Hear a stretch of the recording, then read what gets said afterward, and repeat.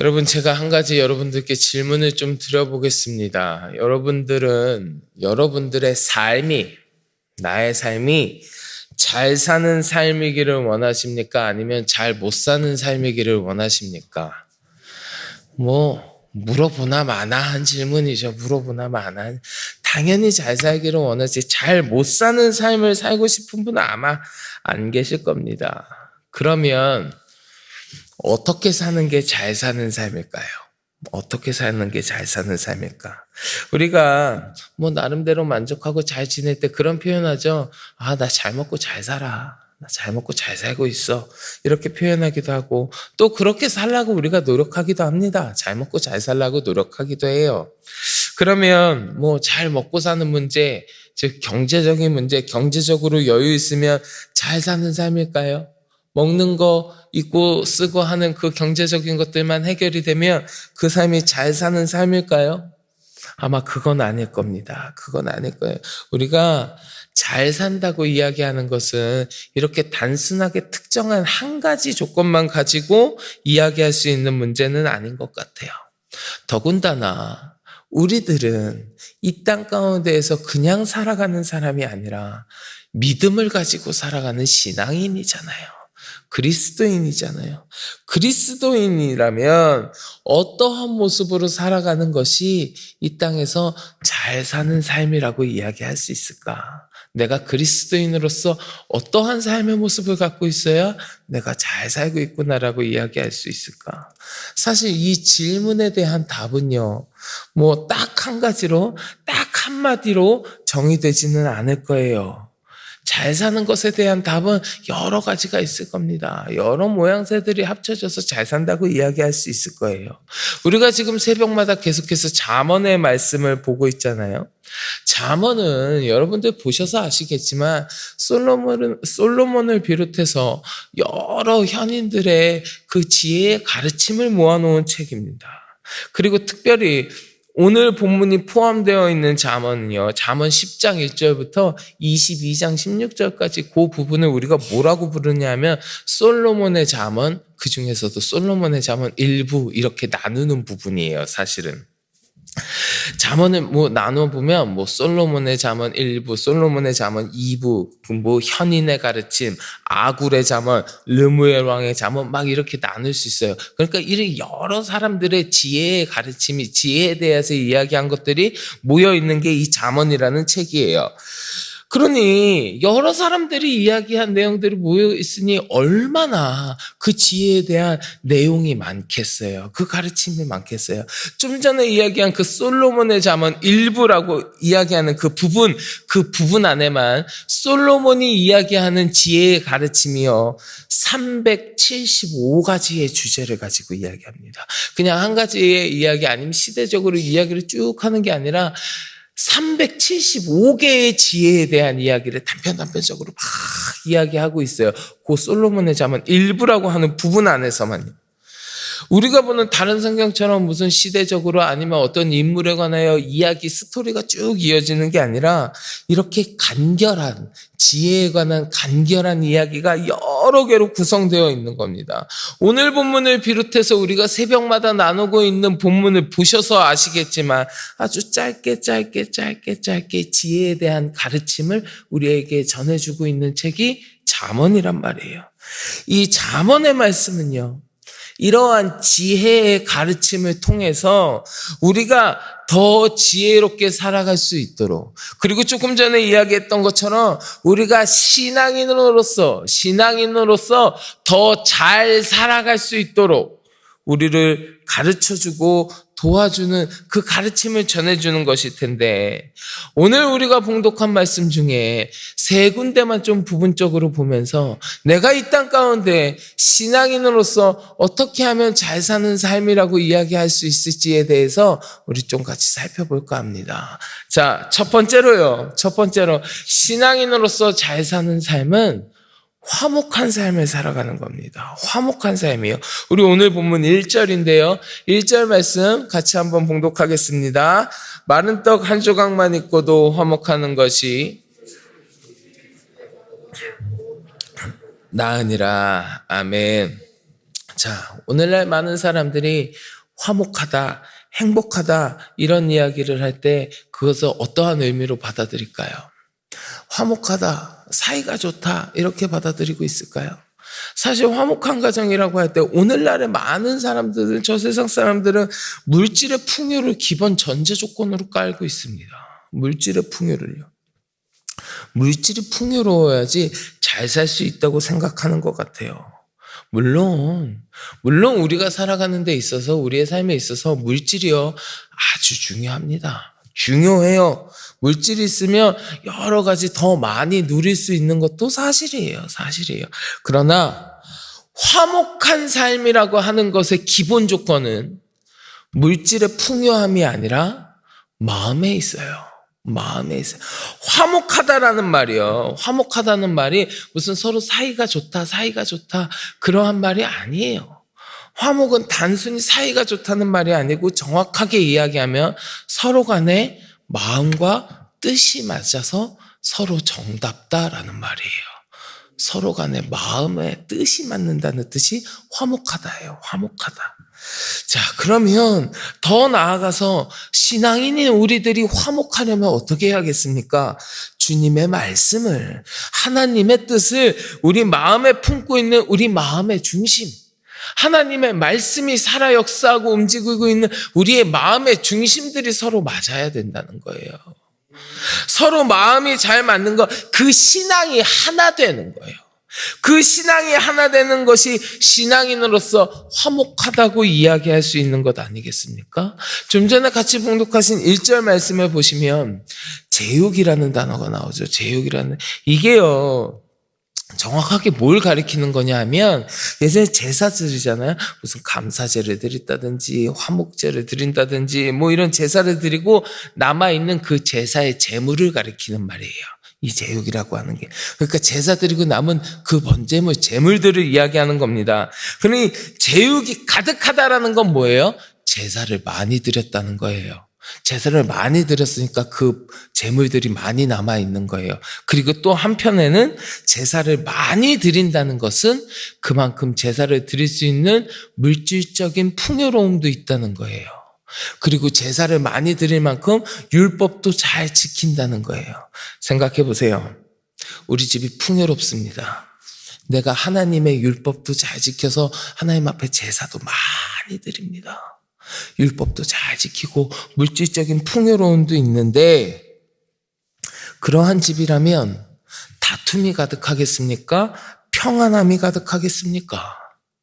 평안함이 가득한 게 정상이에요. 내가 하나님의 말씀도 잘 지키고요, 또 물질적으로 풍요하니 내 삶이 평안한 게 정상일 것 같다고요. 그런데 오늘 말씀에서는 그렇게 안 하잖아요. 제육이 가득하고도 다툼이 있는 것보다. 그러면 그러한 삶을 삶에도 불구하고 다툼이 있는 건 무슨 이야기냐? 이 말씀은 도대체 무엇을 이야기하는 거냐? 내가 율법을 잘 지키고 하나님 앞에 제사를 아무리 많이 드려도 그 횟수와 상관없이 그 마음이 온전하지 못하고 그냥 종교 생활처럼 버릇처럼 하나님 앞에 나아가고 내 마음이 주님 앞에 온전히 서 있지 못하면, 우리 가정 간에 그 마음이, 그 신앙이 하나가 되지 않고 올바로 서 있지 않으면 아무 의미 없다, 화목할 수 없다라는 얘기예요. 바리새인과 서기관들처럼 남에게 보이기 위한 종교 생활이 아니라 진정한 신앙인이 되어야 된다. 내 마음의 중심이 하나님을 향해 있어야 되고, 내 마음의 중심에 말씀이 있어야 되고, 우리 마음에 주님이 있다면, 그래서 우리 모두가 신앙으로 하나가 되고 우리의 마음이 서로 일치하고 잘 맞는다면 물질이 풍요하지 않더라도 우리가 화목한 삶을 살아갈 수 있다, 이런 이야기입니다. 신앙인이 화목하게 사는 비결은 풍요로움이 아니라 주님을 향한 우리의 마음이 하나가 되는 거예요. 이게 신앙인으로서 잘 사는 삶입니다. 신앙인이 주님을 향한 같은 마음을 품고 있는 거. 바라기는 이 자리에 함께 하시는 우리 성도 여러분 모두가 하나님을 향한 진실한 마음을 가지고 온 가정이 화목한 삶을 이루는 삶을 살아가시기를 주의 이름으로 간절히 축원합니다. 두 번째요. 두 번째로 신앙인으로서 잘 살아가는 삶, 잘 사는 삶은 무엇이냐? 마음의 단련을 잘 극복하고 이겨내는 삶입니다. 우리 오늘 보면 3절 같이 보실까요? 3절 말씀 같이 봅니다. 도가니는 은을, 풀무는 금을 연단하거니와 여호와는 마음을 연단하시느니라. 아멘. 여러분, 우리가 무슨 은이나 금이나 이런 보석들 있잖아요. 이런 귀금속 같은 것들, 그것들은요, 순도가 높을수록 그 가치가 올라갑니다. 금도 14K, 18K보다 24K가 훨씬 비싸잖아요. 가치가 더 높으니까요. 그런데 그렇게 높은 순도를 얻기 위해서는 반드시 무슨 과정이 필요합니까? 그 안에 섞여 있는 불순물들을 제거하기 위한 연단의 과정이 꼭 필요합니다. 그 연단의 과정이 있지 않으면 절대로 순도 100% 이렇게 높은 가치를 지닌 보석을 만들어낼 수가 없어요. 마찬가지로 여호와는 우리를 연단하신다고 하셨는데, 그럼 하나님께서 우리를 연단하시는 그 이유가 무엇이겠습니까? 내 안에 있는 불순물들, 나의 죄악들, 나의 악함을 걸러내시기 위해서 시험과 고통으로 나를 연단하신다라는 거예요. 그 과정이 때로는 너무 어렵고 때로는 너무 힘들 때도 있지만, 그 과정이 없으면요, 절대로 나는 정금과 같이 순결해질 수가 없는 겁니다.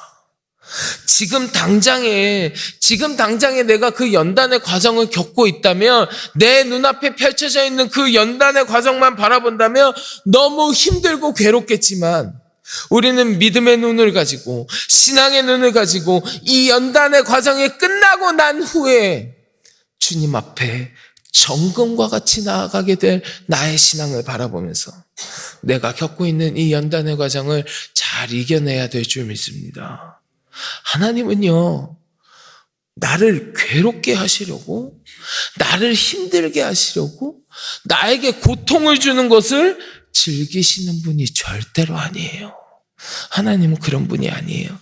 하지만 나에게 그 연단의 과정이 필요하기에 그 과정을 거치게 하시는 겁니다.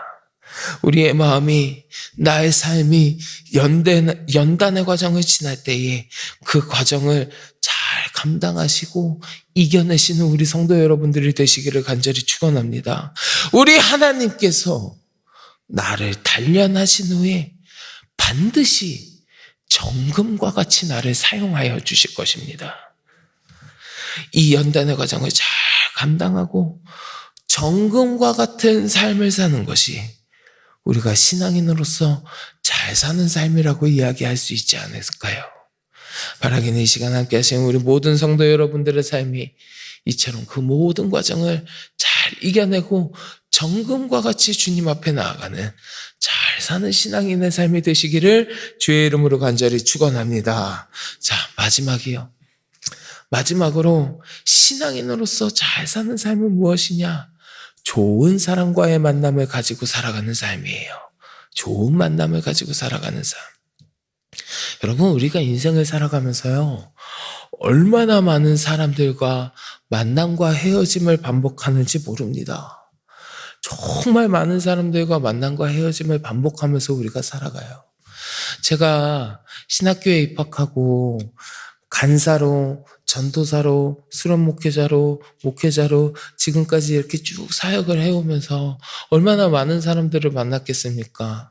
제가 이제 신학생 때, 그리고 대학원생 때 저는 청소년 사역을 주로 했습니다.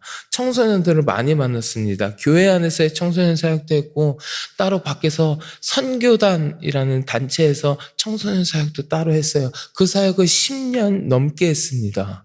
그 10년 동안 제가 만났던 청소년 숫자만 어림잡아도요, 조금만 대충만 어림잡아도 한 2,000명은 넘어가요. 2,000명은 충분히 넘어가요. 그러니까 저도 그런데 여러분들도 평생의 삶을 살면서 얼마나 많은 사람들을 만나셨어요. 수많은 사람들을 만나고 또 수많은 사람들과 헤어지고 그러한 과정을 우리의 삶에서는 계속해서 반복해요. 그런데 그 많은 사람들 가운데에는 정말 나에게 도움이 되고 나에게 즐거움을 주고 나와 좋은 관계를 맺는 사람이 있는가 하면 아무런 도움도 되지 않고 오히려 나에게 해만 끼치는 정말 꼴도 보기 싫은 그런 사람도 있잖아요. 제가요, 저희 아들을 놓고 기도할 때 늘 빼먹지 않고 하는 기도 중에 하나가 뭐냐면, 하나님, 우리 아들에게 만남의 축복을 허락하여 주옵소서. 늘 기도합니다. 제가요, 우리 성도 여러분들을 위하여서 기도할 때 늘 빼먹지 않고 하는 기도 중에 하나가 뭐냐면, 하나님, 우리 성도들 악한 자 만나지 않게 하여 주옵소서. 늘 기도합니다. 왜요? 왜 그렇게 기도합니까? 그러한 사람들과의 만남은요, 내 삶을 힘들게 하고 어렵게 하고 때로는 더 나아가서 내 삶이 하나님으로부터 멀어지게 만드는 사람들도 있거든요. 내 삶을 하나님에게서 멀어지게 만드는 사람들. 내가 신앙인으로서 그리스도인으로서 주님 앞에 서 있는 것을 방해하는 사람들. 그런 악한 사람들 있을 수 있단 말이에요. 그래서 오늘 본문 12절에서는요, 이렇게까지 이야기해요. 오늘 본문 12절 우리 같이 봉독해 볼까요? 차라리 새끼 빼앗긴 암곰을 만날지언정 미련한 일을 행하는 미련한 자를 만나지 말 것이니라. 아멘. 새끼 빼앗긴 암곰을 만날지언정 미련한 자를 만나지 말라. 그런 악한 자와의 만남이 얼마나 우리의 삶에 해악이 되는지 이야기해 주는 것 아니겠습니까? 미련한 자, 악한 자들, 나를 신앙의 길에서 멀어지게 하는 자들이 아니라 내가 신앙의 길을 잘 걸어갈 수 있도록 도와주고 기도해 줄 수 있는 사람들, 나와 함께 믿음의 공동체를 이루어갈 수 있는 사람들, 그러한 사람들이 내 곁에 있다면 내 삶이 신앙인으로서 잘 사는 삶을 살아간다고 이야기할 수 있지 않겠습니까? 바라기는 우리 하나님께서 이 자리에 함께 하시는 우리 모든 성도 여러분들의 삶에 이러한 좋은 사람을 만나게 해주시는 은혜를 더하여 주시기를 간절히 축원합니다. 더 나아가서 우리가 서로에게 악한 자가 아니라 좋은 사람이 되어주는 아름다운 믿음의 공동체가 되어서 우리 모두가 신앙인으로서 잘 살아갈 수 있도록 돕는 자들이 되기를 주의 이름으로 간절히 축원합니다. 말씀을 맺을까 합니다. 오늘 우리가 함께 나눈 잠언의 말씀이요, 우리가 살아가는 데 있어서 어떻게 사는 것이 잘 살아갈 수 있는지 우리에게 지혜를 가르쳐주는 말씀입니다. 특별히 우리가 신앙인으로서 어떻게 사는 것이 잘 사는 삶인지 그 지혜의 말씀들을 우리에게 가르쳐주는 말씀이 이 잠언의 말씀입니다.